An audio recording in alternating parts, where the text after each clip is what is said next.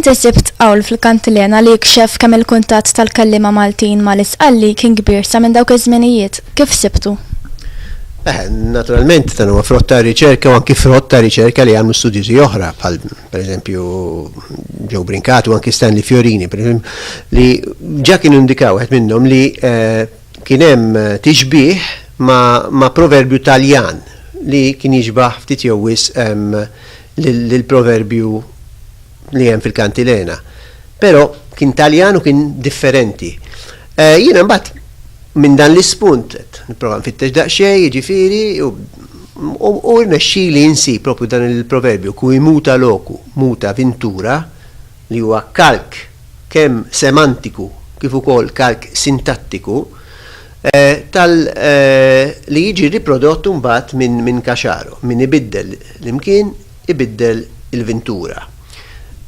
U dan juri li Caciaro ġifieri kien bniedem probabbli kolt li kellu aċċess għal-lingwa latina, għal-lingwa taljana u probabbli anki għall-isqalli, ma ninsawx li dak kien iż-żmien propju meta Caciaro u l-universitas li kienu fejn hu kien wieħed mill-kunsiljar prominenti tal-Kunsill tal-Imdina ta' Malta dak iż-żmien, kienu id-dokumenti kienu jinkitbu ħafna minnhom bl-isqalli. Jiġifieri allura li wieħed ikun jaf l-isqalli ma kienx xi ħaġa stramba għan-nies kolti, naturalment, kemm kienet imbagħad l-istess ħaġa għall-popolin, ma nistax ngħid u ma nistgħux ngħidu sakemm ma nsibu xi dokumenti oħrajn. Ħaġa interessanti li mhux biss hawnhekk għandek proverbju Malti li qed jirriproduċi proverbju sqalli, imma billi fejn jiena sibt il-proverbju Giuseppe Pitrè, ġo Sqallija u xekk li kien folklorista famuż, u jagħti ċerta data, nsejt issa bħalissa li mi, il-proverbju Malti ta' Caciaro jurina li dan il-proverbju kien eqdem bl-isqalli.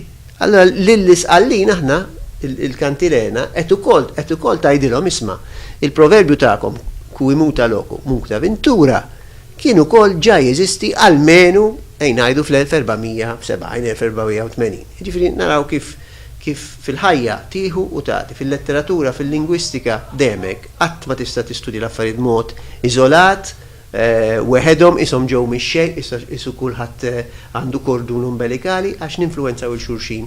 U naħseb il-kantilena uridna da kollu anki bl-affarijiet l-oħra li juraw kittib oħrajn, eċetera. Xi jfisser dan il-qawl fl-isqalli?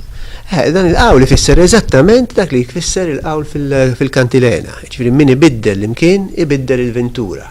U l-interessanti tal-qawl kif edna huwa il-fatt li huwa kalk mhux biss semantiku, jiġifieri jirrifletti semantikament fit-tifsira, eżatt it-tifsira tal-proverbju sqalli, imma wkoll kalk sintattiku. Mela cui muta locu muta ventura, min ibiddel l-imkien, il-post, ibiddel il-ventura, xortih. Ifisser eżattament l-istess. Min ibiddel postu, min ibiddel il-post li qiegħed fih se jbiddel xortih. U l-flisqalli jfisser eżattament hekk. Għalhekk kien verament xi ħaġa li tolqtok, naturalment apparti l-kelma ventura li hija rabta, li hija dik li torbot u li turik li din hija traduzzjoni propju ad litteram ta' dan il-qawl. Kif jorbot mal-kantilena? Il-qawl jorbot mal-kantilena propju għaliex naturalment il-qawl sqalli mhuwiex parti mill-kantilena, huwa qawl popolari u xek tradizzjoni popolari, għajdut popolari, erf tal-anzjani tagħna li jgħidulek isma' meta inti qed tażaq fl-ilma tkomplix tagħmel dak it-tip ta' xogħol mhux hekk. Biddel u għamel ħaġa oħra. Caciaro naturalment ħadan il-proverbju dan il-qawl u irrelataħ mal-ġrajja metaforika forsi tal-imħabba wkoll, hekk mhux qed tirnexxlek din l-imħabba. Hekk din l-imħabba sfrundat, hekk mela trid tibda mill-ġdid u ssib xi ħadd ieħor. Jekk id-dar waqatlek biex imorru fuq is-senset letterali. Tibqax tibni fuq din l-art ta' tafal li huwa merħi, ta' tafal li huwa li mandu s-saħħa u mur ibni id-dar fuq pedamenti aktar soda x'imkien ieħor. Taħseb li kien qaw li mxerres sewwa fuq il-fom Malti? Hija dawn l-affarijiet u xek ipotetiċi. Min jafu, ma ninsawx li Kaxar huwa kien bniedem kolt. Ġifieri kien bniedem li jaqra bil-Latin, jaqra bil-Taljan, jaqra bil-Isqalli, probabbli, ġifieri kellu allura probabbilment aċċess ħafna ikbar minn nies normali għal għodda ngħidu kolta ta' nies edukati. Ma nafx ġifieri kemm setax kien hawl da li kienu jgħiduh ukoll in-nies fil-ħajja ta' kuljum.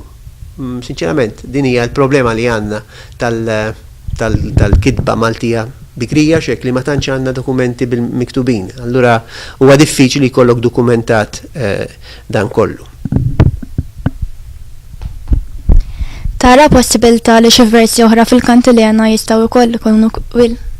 Naħseb mhux jiena nara, naħseb Olvin Vella xek kiteb artiklu wkoll fejn huwa wera, naħseb mod konvinċenti li il-vers li radi għal kull xiber sura, ġifieri l-artijiet, ġifieri li radi u xek l-artijiet, kull xiber tal-art għandu s-sura tiegħu differenti, għadu jintqal b'modijiet differenti ta' kważi żminijiet tagħna, ġifieri f'ambjenti ta' rurali, eccetera.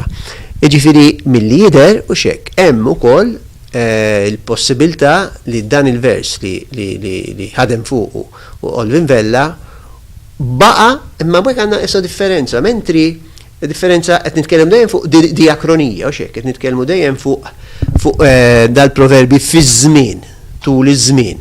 Ma fil-każ ta' min ibiddel imkien ibiddel il-ventura qed ngħidu li kien hemm hawn sqalli anteċedenti li ġie qabel u li minnu ġie mnebbaħ probabbilment Kaxaru u li traduċih u min jaf jekk kienx hawn Malti li kien jingħad normalment fil-ħajja ta' kuljum. Fil-każ ta' li radi għal kull xibel sura qed nuru li vers li kiteb Kaxaru ftit jew fl-480-70 baqa' nieżel jew it-tifsira tiegħu baqgħet nieżla kważi sa żminijiet tagħna. Ġifieri mela minn vers wieħed imur lura, proverbi wieħed imur lura, u li ieħor jurina li jasal sal-lum. Dan huwa l-interessanti u xekk ta' xogħlijiet letterari li jibqgħu jiġġeddu fl-istorja u allura jagħtu wkoll il-possibilità li wieħed jista' jibni wkoll l-istorja lingwistika ta' pajjiż ukoll permezz dawn it-testi letterari u mhux.